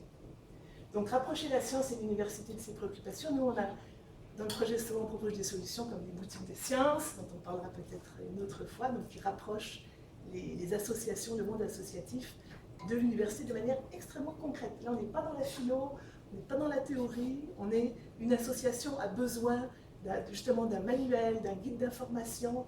Les étudiants vont le réaliser dans le cadre du cours. Ça les sensibilise aux enjeux locaux et ça rend service gratuitement. Et c'est une belle activité pédagogique, mais ça fait bouger tout le système. Alors on travaille là-dessus très fort dans plusieurs des pays africains de créer ce genre de dispositif de médiation en université sociale. Puis là, je veux juste terminer rapidement en proposant 3 choses. Donc on est en train de faire une feuille de route vers une science ouverte, vers des universités ouvertes et connectées. C'est comme ça qu'on les appelle. Donc je fais un appel ici à tous les étudiants africains, haïtiens, c'est à eux que ça s'adresse surtout. Donc s'ils ont des idées concrètes, on peut aller voir au Cameroun ce que ça a donné. Donc c'est des idées. Qu'est-ce qu'il faudrait changer de la part des gens qui vivent dans ces universités pour mettre davantage les universités au service du développement? Hélas, le lien n'est pas apparu, mais je vais le copier-coller à ce moment-là. Des fois, ça arrive. Hein. En sortant du...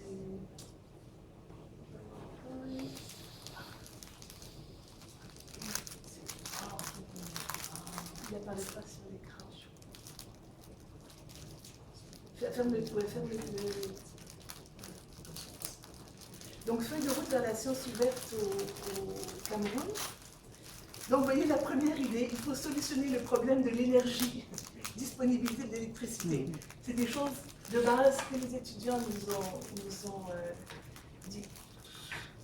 Créer des professionnels, former les formateurs, la vulgarisation, créer des clubs, former des élèves. Là, c'est brut, hein, c'est vraiment les idées que les gens nous ont données de façon brute. Et on fait la même chose dans chacun des pays. Et après, l'idée, c'est qu'on fasse une grande synthèse des idées fortes, qu'on fasse un vote pour faire vraiment une feuille de route, proposer une feuille de route aux universités que ça intéresse. Alors, j'ai différentes idées. Voilà. Donc, encore une fois, appel à tous les étudiants et professeurs africains à participer. Et ensuite, je voulais vous montrer. Je retourne. Là. Et l'autre chose que je voulais vous montrer, là, je serais très intéressée d'avoir votre opinion. C'est pour Haïti. En tout cas, pour toutes sortes de raisons, je suis en contact avec des gens haut placés, des messieurs haut placés, des directeurs des cabinets du président de la République. Et j'ai bricolé une espèce d'esquisse de proposition de politique de la recherche pour le développement. Et donc, j'ai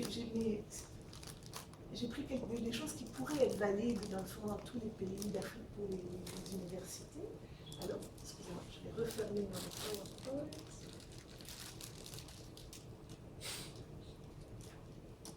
Voilà. Et donc voilà, c'est ce petit document-là. Donc j'indique que l'importance donc, politique de recherche, pourquoi pour le développement? Alors je dis les pays de développement ont besoin de recherche scientifique pour les guider dans leur développement. Bon. Et donc les universités peuvent faire ça. Alors les éléments, je voulais juste vous montrer, vous me direz ce que vous en pensez. Identification des domaines prioritaires de recherche pour le développement du pays. Donc, pour contrer un peu les faits que racontait Judith Kael, ça, moi, je trouve qu'au Québec, on devrait le faire, mais partout, qu'ensemble, un pays définisse c'est quoi leur priorité de développement et que les domaines prioritaires de recherche en découlent, plutôt que l'inverse. Ensuite, instaurer donc les conditions nécessaires à l'émergence d'une capacité nationale de recherche. Donc là, c'est beaucoup de choses qu'on a dit. Les conditions de travail des chercheurs, statut de chercheur. Quelqu'un qui a ajouté une suggestion, c'est bien. Formation des chercheurs, financement de la recherche, circulation de l'information, bon, ça c'est des choses qu'on a dites. Identifier les ressources nécessaires pour que ça ait une chance de se réaliser. Une structure de gouvernance nationale de la recherche qui ne soit pas un calque. Haïti en a fait une, j'ai regardé, c'est un calque du truc français. Hyper compliqué, avec plein d'instances de régulation, de niveaux d'hierarchie, d'acronymes, etc. Ils ne vont jamais le faire. Le Parlement haïtien doit voter cette loi, je veux dire, peut-être la moitié du Parlement haïtien, ils n'ont même pas de diplôme. Ils vont voter une affaire, personne. Non. En tout cas, je passe mon message, pour voir comment ça va être aussi. Mise en valeur des savoirs produits dans le pays. Et là, je dis à la fois les savoirs traditionnels, donc l'archivage, les savoirs locaux, mais aussi les savoirs, je fais exprès de mettre ça ensemble, les savoirs produits dans les universités, donc l'archive, création d'une archive numérique. Et là, on travaille très fort avec le CAMES pour créer une archive numérique qui servira à toutes les universités d'un seul coup. Zoé nous aide à piloter le pilote du projet, qui est son avis.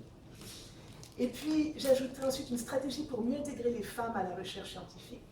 Pas seulement parce qu'il faut l'égalité, mais parce que les femmes, quand elles font de la recherche, ont accès, ça, les théories féministes du point de vue nous l'ont assez expliqué, ont accès à d'autres réalités du pays que les hommes ne peuvent pas voir, notamment la réalité des femmes. Donc, urgent de faire quelque chose pour stimuler ces recherches-là. Et puis, une politique sur l'usage national, l'usage des langues nationales comme langue de science. Donc, je fais 7 points, pas de choses très révolutionnaires, et dans lesquels on glisse des priorités qui pourraient être utiles. Donc, c'est des idées que je lance. Et dans l'introduction de ce texte, j'ai écrit de façon très claire, à notre époque, une politique scientifique doit inclure les outils numériques, ne pas les oublier au profit du béton. La dématérialisation de la recherche scientifique est un mouvement mondial incontournable qui peut faciliter le démarrage de la recherche dans un pays en facilitant l'accès à l'information scientifique et technique issue du monde entier et en mettant en valeur et en rendant accessible sur le web la production scientifique nationale. Puisque j'ai vu sur le terrain qu'au Burkina, ils ne connaissaient pas les travaux du changement climatique qui se font dans le nord du Cameroun et vice-versa. Alors voilà, donc je remercie, on va discuter, mais je pense qu'on peut applaudir nos conférenciers. Et puis je vous donne la parole pour quelques questions. C'était deux, si ça vous intéresse, ça c'est le livre qui présente nos travaux. Alors, est-ce qu'il y a une première question? Oui. Monsieur. Moi, je viens de médecine de l'autre côté, puis depuis plusieurs années, je m'intéresse à l'Afrique occidentale pour toutes sortes de raisons, surtout dans le domaine de la pneumo, en fait, aussi des maladies chroniques non transmissibles, parce que c'est un fléau absolument épouvantable en Afrique.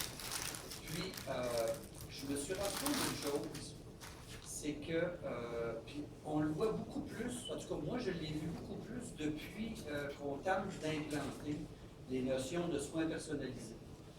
Quand vous faites les tours de congrès en Amérique du Nord, vous allez en Europe, on parle de tout sauf de l'Afrique, puis de l'Asie du Sud-Est aussi.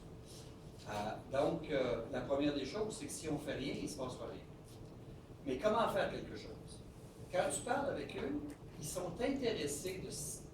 intéressés à s'approprier le savoir, mais ils savent très bien qu'ils ne seront pas capables de le développer. Puis ils n'ont pas besoin de le développer, parce que c'est nous autres qui le développons. Sauf que s'il y a des gens sur le terrain qui travaillent d'une certaine façon, puis là, je vais donner l'exemple de la grappe africaine.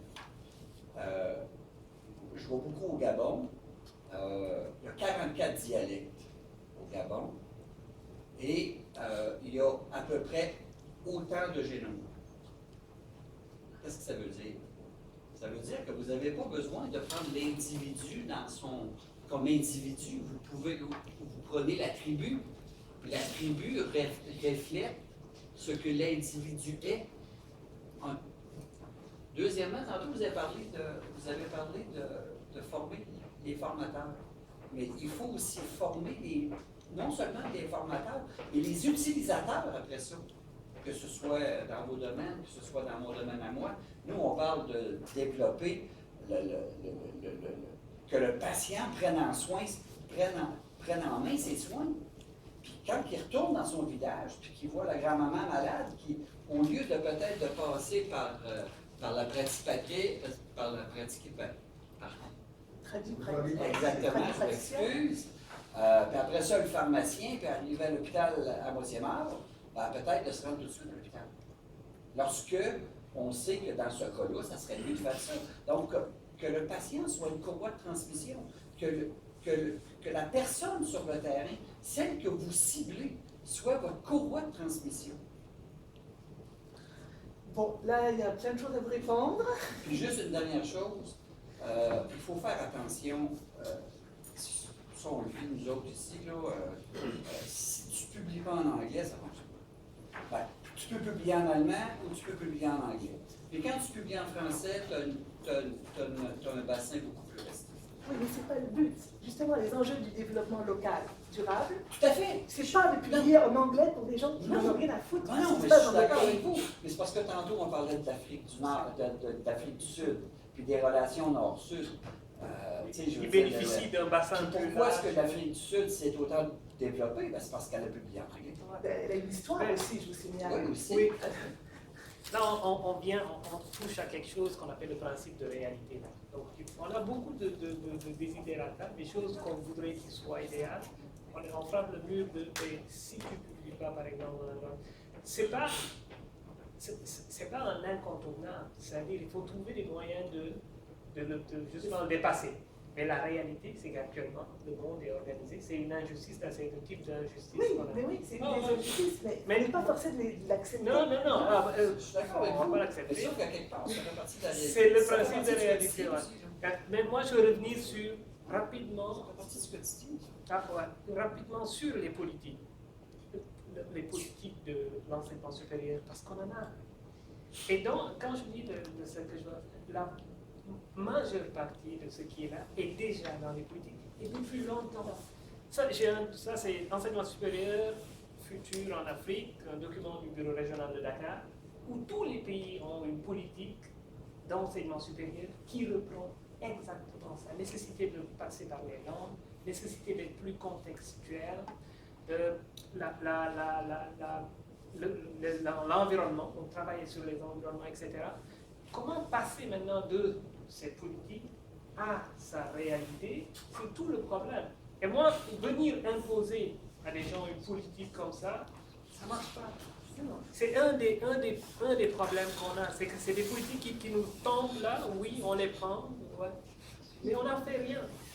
Alors qu'une politique qui est bottom-up, là, comme on dit, en bon français, elle va peut-être dans un premier temps avoir des problèmes, c'est-à-dire les gens vont se retrouver avec une politique qui ne va pas réussir, mais ils vont apprendre dans cela. Donc le droit à l'erreur, ici aussi, est aussi important qu'autre chose. Donc ils ont une politique, mais elle est toute croche, mais ça permet de voir, ça ne marche pas, on l'avait pensé comme ça.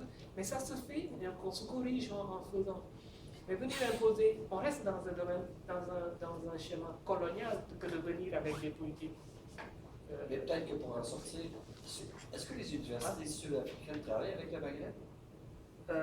Oui, mais pas beaucoup. La question de la langue revient là aussi. Ah, je parle français.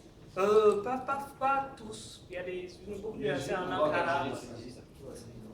Mais ce n'est pas des pays francophones comme l'ensemble des pays francophones de l'Afrique de l'Ouest. C'est des arabophones et ils sont très. Parfois, c'est très tendu. Oui, à l'université, en général, c'est en français. C'est vrai qu'avec le monde anglophone, on communique très peu et on publie très peu. Il y a une manette de l'avance. Oui, moi, ma question s'adresse aux deux chefs dames du Burkina, parce que ça m'intéresse beaucoup. Tantôt, on parlait du manque de ressources dans nos universités, que ce soit humaines, financières ou autres. Et je me rends compte que ces 10 dernières années, au Burkina, au lieu de se concentrer sur l'une des meilleures universités d'Afrique qui est à Ouagadougou, ils ont créé des nouvelles universités dans les petites villes. Et moi, ce que je lis dans les journaux, ça ne fonctionne pas, ça ne marche pas. Mais comment toujours à décentraliser Djedjougou, Fada, Ouébia, tout ça. Pourquoi ne pas se concentrer sur ces deux grandes villes, Bobo et Ouaga, et créer ces universités qui ont l'air d'être des lycées classiques ou des lycées techniques? Est-ce que vous avez une réponse? Bon, un peu de réponse, et je vais compléter. Moi, au contraire, j'avais vu ça au contraire comme un début de solution. Parce qu'effectivement, quand on regarde, on voit les effectifs pléthoriques à l'université de Ouagadougou. J'y ai étudié. Dans une amphi, tu arrives, il y a plus de 1000 étudiants. Souvent, tu n'as même pas de banc pour t'asseoir. Actuellement, il y a des étudiants même qui viennent avec leur banc comme si on allait à l'église. Les étudiants musulmans viennent avec leur tapis qui leur sert de siège et à l'heure de la prière, ils utilisent le même tapis pour prier. Donc, c'est une réalité. Pour moi, effectivement, le fait de vouloir, comment on appelle ça, décentraliser les universités, ça allait résoudre un tant soit peu le problème des effectifs. Mais le problème qui s'est posé, c'est quoi? C'est qu'on n'a pas tout, on appelle ça, décentralisé. Ce n'est pas toutes les filières qui existent effectivement dans les universités, comme vous l'avez relevé. C'est-à-dire, par exemple, l'université de Koudougou, il n'y a pas toutes les spécificités. Je pense que c'est l'économie et puis mathématiques. Voilà. Donc, voilà. Tous les étudiants ne sont pas intéressés par ces quelques filières-là. Donc, les plus gros effectifs se rabattent encore sur l'université de Ouagadougou ou à l'université de Bobo. Et il y a aussi la question de la distance. Il y a une culture des Burkinabés qui est que je vais être à Ouaga, tout le monde veut être à Ouagadougou. Donc, quand on affecte un enseignant, même les jeunes enseignants qui cherchent le travail, quand tu l'intègres dans l'enseignement et que tu dis que tu l'as affecté à Dédougou, ah oui, mais c'est comme une sanction. Quelle distance? Il va être absent, il ne va pas toujours être assidu, voilà les problèmes. Donc forcément, non seulement il y a le fait que ces universités n'ont pas toutes les filières, mais il y a aussi la question de la distance. Je suis d'accord avec vous que se concentrer sur les deux universités, Ouaga et Bobo, serait peut-être mieux, parce qu'on va se mettre d'autant plus qu'on n'a pas assez de moyens, on va mettre le plus d'efforts sur ces universités, les développer de manière à ce que ce qui soit consistant, mais les effectifs aussi on ne pourrait pas résoudre le problème. Quand vous mettez une faculté de médecine à Ouébia, il n'y a pas de structure d'accueil, il n'y a pas d'infrastructure. Exactement, il n'y a même pas de laboratoire. Oui, effectivement. On voulait décrire les déficiences de toutes les universités. Et on met une faculté de médecine à Ouébia. Oui, effectivement, on a aussi l'art de mettre les charrues avant les bœufs. Rapidement, on construit les infrastructures, par exemple les infrastructures de médecine et autres, et il n'y a pas de laboratoire. Donc les étudiants qui y vont ne peuvent même pas appliquer. Donc vraiment, ce sont des problèmes. Ça pose aussi le problème de politique. On vote une loi, on veut le mettre rapidement en marche sans effectivement tenir compte. C'est juste pour dire qu'il faut d'abord préparer les structures de recherche et les profs aussi ne veulent pas aller. Nous, on a eu la même expérience en Tunisie et ça n'a pas marché du tout. Dans quel pays? En Tunisie, ça n'a pas marché. Alors, oui. Bonjour à tout le monde. Je travaille, je m'intéresse sur les universités. J'ai fait mon doctorat sur les vidéos à l'université de Ouagadougou. Merci beaucoup. Donc, les questions. Grosse promo. C'est ça. Nous sommes des compatriotes. Donc, je vais aller dans le même sens que le problème qui se pose ici, c'est vraiment une question de politique. et de mise en œuvre de politiques. De politiques parce que la décentralisation fait partie des grandes politiques de la Banque mondiale.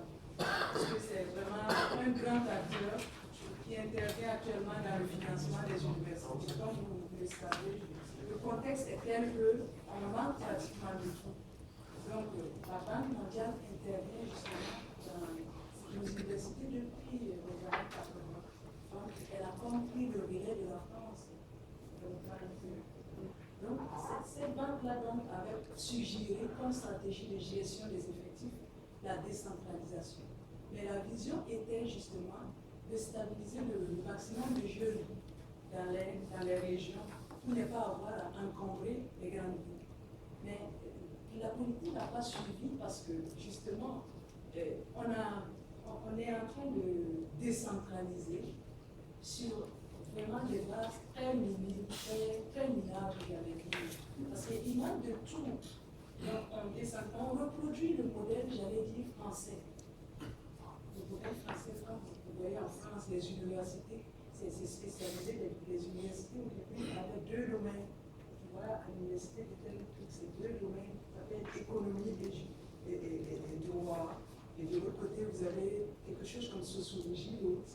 On spécialise un peu, mais en même temps, en manquant de ressources humaines, en manquant de ressources matérielles. Mais qu'est-ce qu'on a fait chez nous? Chez nous, plutôt, on a décentralisé. Donc, on fait la sélection au niveau des régions. Donc, la grosse masse reste dans les principales universités qui avaient été construites à l'époque pour des effectifs très limités. Parce que quand ces universités étaient créées, on ne pensait pas à ce qui se passe. Mais ce qui se passe aussi, c'est un problème de politique. Parce que si vous repassez à l'histoire de ces universités, vous allez vous rendre compte qu'il y a eu, après leur création, après les universités coloniales, les universités nationales qui ont été créées à partir des années 60, il y a eu comme un engouement pour l'accès à l'université. Et chez nous, il n'y a pas de sélection pour l'accès à l'université. C'est systématique. Tu as ton bac, tu passes. Et en tant que ce qui s'est passé, il y a eu la politique de l'éducation pour tous. Donc, on va aller, tout le monde a amené à l'école. Même les filles, on stimule tout le monde à aller à l'école. On favorise le passage d'une classe à l'autre. Donc, très vite, on se retrouve nombreux à vouloir avoir accès à l'université. Comment est-ce qu'on gère ces grands effectifs? Donc, la crise, elle est très importante. Elle est très importante, mais les politiques qui sont mises actuellement en place n'arrivent vraiment pas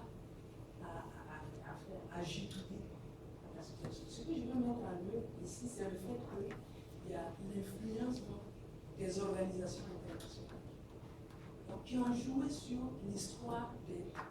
Parce que tel que ça se voit, on ne voit pas derrière ces organisations internationales. Alors que si nos États sont responsables, en quelque sorte, de la mise en œuvre des politiques, il y a le fait aussi que ces organisations imposent la marche à suivre des études. Et si je prends l'exemple du LMD qui m'intéresse, c'est vrai que nous avions besoin de réformes pour nos universités, pour trouver une pertinence à nos enseignements et autres. Mais le modèle LMD tel qu'il nous a été imposé ne favorisait pas une meilleure appropriation du système par nos universités. On manquait de tout. À la base, il y avait... Donc, on est vraiment dans une confusion. C'est difficile aujourd'hui. C'est vraiment pas agréable d'être une autorité à l'université. On négocie les responsables pour occuper les postes dans les universités. Donc, je peux m'arrêter là.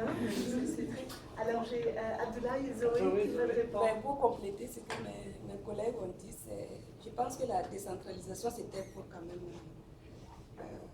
aider les étudiants à ne pas se retrouver tous à Ouaga.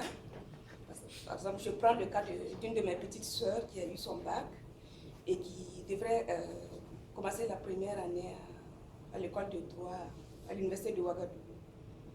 Et elle se levait tous les matins à 3 h du matin pour aller à l'école. Ben, je lui ai posé la question, je dis, mais pourquoi tu te lèves à 3 heures pour aller à l'école? Elle me dit, oui, si je ne pars pas à 3 heures du matin, je n'aurai pas la place pour suivre le cours. J'ai dit non, dans ce cas, tu changes de filière. Tu ne vas pas risquer ta vie à 3 heures du matin juste pour aller avoir une place à l'envie pour suivre tes cours. Elle était obligée de changer de filière. Et si on a décentralisé certaines universités, effectivement, ce n'est pas toutes les filières qu'on a amenées dans ces universités-là. Moi, je parlerai plutôt de priorité pour nos dirigeants. Je ne dirais pas qu'en Afrique, nous n'avons pas les moyens. Il y a les moyens, sauf que les moyens vont ailleurs. Et quand on ne dira pas un jour, bon, l'éducation, la santé sont des priorités, on restera toujours comme ça derrière en disant que nous n'avons pas les moyens. Pour moi, il y a les moyens et il faut les utiliser. Il ne faut pas les utiliser ailleurs. Voilà. Moi, je veux juste revenir sur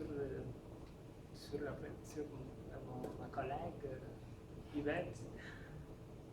J'évite de faire de la victimisation parce que ça peut déresponsabiliser.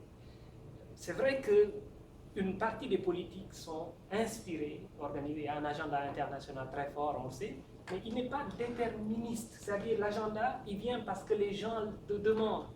Et si on construit une masse critique, c'est-à-dire si on arrive à construire un compte discours par rapport à la banque, elle cède. Si on arrive à lui prouver, à montrer, à discuter pour dire que la décentralisation telle qu'elle est faite là n'a pas de sens, c'est des choses qu'on négocie et les États le négocient et vont le signer. Parfois, ils vont signer sans avoir toutes les informations. Parfois, moi j'ai été témoin de signatures qui n'ont pas de sens là. Mais il y a une responsabilité qu'il faut prendre et puis ça participe aussi de ce qu'on fait là, former les gens pour qu'ils puissent prendre des décisions éclairées.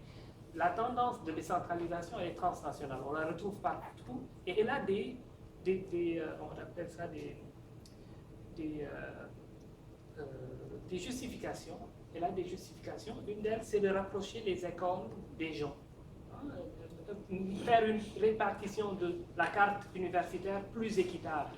Après, on va créer des petites universités, des universités régionales, on les appelle. Le Sénégal en a aussi. Mais c'est parce qu'il faut commencer avec ce qu'on a, commencer petit. L'université Ouaga dont on parle, l'université de Koudougou, a commencé avec l'université de Dakar, avec une école de médecine. Ça commence petit, il faut travailler à en faire quelque chose de plus grand. On ne peut pas commencer avec des universités régionales et s'attendre à ce qu'ils soient des Harvard, pour prendre des exemples. Non, on va commencer petit et puis il faut les développer. Par contre, il ne faut pas les développer de façon aveugle, en prenant tout ce que, par exemple, le Bayer nous dit, mais il faut prendre la peine de discuter, de réfléchir sur ce que le Bayer nous amène et ce que nous, on veut avoir. Et c'est dans ce dialogue-là qu'on va avoir des institutions qui vont être bonnes, qui vont être pertinentes pour les milieux et qui vont être pérennes. La victimisation, moi je suis contre là. Je ne veux plus être dans oui, la banque nous a fait ça. La banque, c'est nous qui allons négocier. Moi j'ai été avec des gens qui sont revenus de la banque, là, quand j'étais au BIE. Et puis ils ont signé des choses qui n'avaient pas de sens. Là. Je le regarde, je dis mais pourquoi vous avez signé ça? Parce que le gars avec qui tu discutes à la banque, c'est un chargé de projet. S'il ne signe pas 3 contrats, 4, il n'est pas efficace, on le fout dehors. Donc lui, il a aussi intérêt que toi à signer. Donc si tu amènes des arguments, tu discutes, il va dire ok, tu as raison. Et il change les affaires. Il n'a pas tout changé, mais tu as... Et ça, il faut le savoir. Tu as aussi un bout de bâton là. C'est des banques. Ils veulent faire du business, donc c'est pour ça ils sont très serrés. Ils vont essayer de... Mais c'est aussi des compétences à construire, qu'on va construire ensemble. Oui, je vais pas Est-ce que c'est encore sur le Burkina? Non. Alors, derrière sur le Burkina. Non, ben c'est sur le Burkina si vous voulez. Écoutez, tout d'abord, je confirme ce que vous dites sur les tax managers dans les grandes organisations de financement. Ils ont une obligation de résultat. Donc, ils veulent faire signer les États pour dépenser les argents qu'ils ont à leur disposition. Donc, ça, c'est très clair. Et donc, je salue le Sénégal est l'un des rares pays africains à imposer ce point de vue à ces organisations-là. Parce qu'il y a des gens qui vont négocier, qui disent c'est pas ça qu'il nous faut, c'est ceci que nous voulons. Et généralement, le Sénégal arrive à faire valoir ce point de vue. Je ne sais pas comment vous faites, mais ce que vous dites montre bien que les gens... Ça, c'est un aspect des choses. Maintenant, sur la décentralisation au niveau des universités, quelque part aussi, ça peut être intéressant que l'université qu'on crée dans une région se concentre sur les priorités de la région. Nous l'observons au niveau de l'Amérique du Nord, mais principalement au niveau du Canada. On crée des petites universités dans les régions qui commencent à se focaliser sur les problématiques de la région, sur lesquelles on travaille, sur lesquelles on enseigne, sur lesquelles on apporte des solutions. Même si l'université n'a pas d'envergure au départ, le fait d'arriver à résoudre les problèmes locaux fait qu'elle crée un réseau de relations avec la collectivité locale parce qu'elle apporte des solutions. Ça aussi, pour quelle raison nos universités n'iraient pas dans cette direction? Pour quelle raison on ne copierait pas plus encore, je parle des universités francophones, des universités comme ici au Canada, les façons de faire du Canada, enfin copier dans le sens de commencer déjà quelque part, et puis après, le génie propre local peut améliorer les choses et aller dans d'autres directions. C'est pour cette raison qu'a priori, je ne suis pas contre cette décentralisation qui résout un problème d'effectifs, mais qu'on peut utiliser aussi à faire en sorte que l'université s'approprie les réalités de sa localité, là où elle se trouve, et qu'elle apporte des solutions à la collectivité. Enfin, c'est la vision que j'ai. Moi, je suis contre. Je suis le seul contre.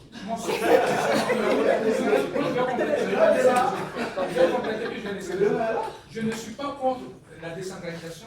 Moi, j'étais au Burkina quand on faisait la décentralisation municipale, tout ça, du cours et compagnie. Mais l'exemple québécois, dont il parle tantôt, et quand l'Université du Québec est créée, ils sont allés étape par étape. Montréal après, et la dernière qui a été créée, c'est Vardo. Ils n'ont pas fait ça d'un seul coup. Créer 4 universités, Fada, Dédougou, Ouédouya, d'un seul coup, ça je suis contre ça parce qu'il fallait laisser d'abord une très fonctionnelle pour voir, même s'il y a une faculté, il n'y a pas de cas, mais créer 4, il n'y a pas de ressources humaines. Moi je suis contre ça. Il n'y a pas de ressources humaines. Je suis contre ça.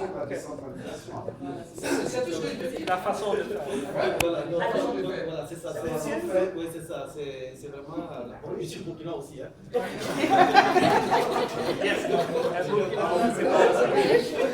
Une équipe. Moi, je suis du Burkina.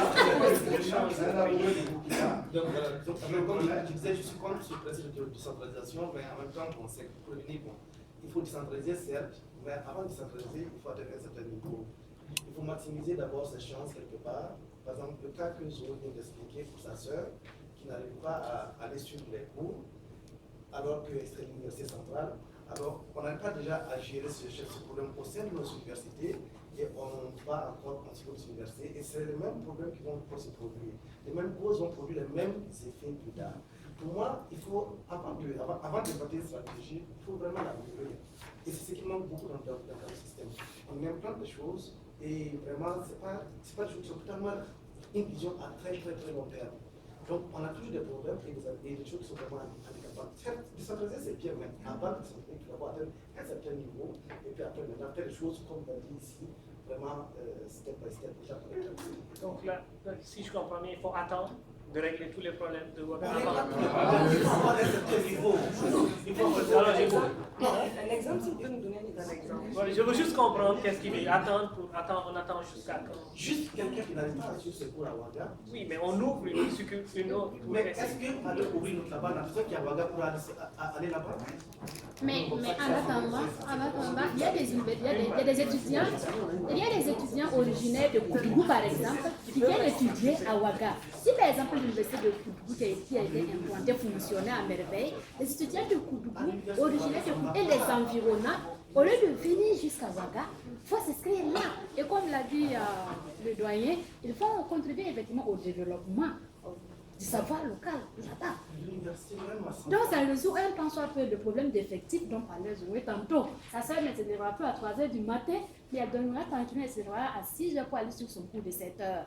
Ne serait-ce que ce problème-là déjà c'est résolu. Mais là le problème qui est posé, c'est qu'on ne prend pas le temps de renforcer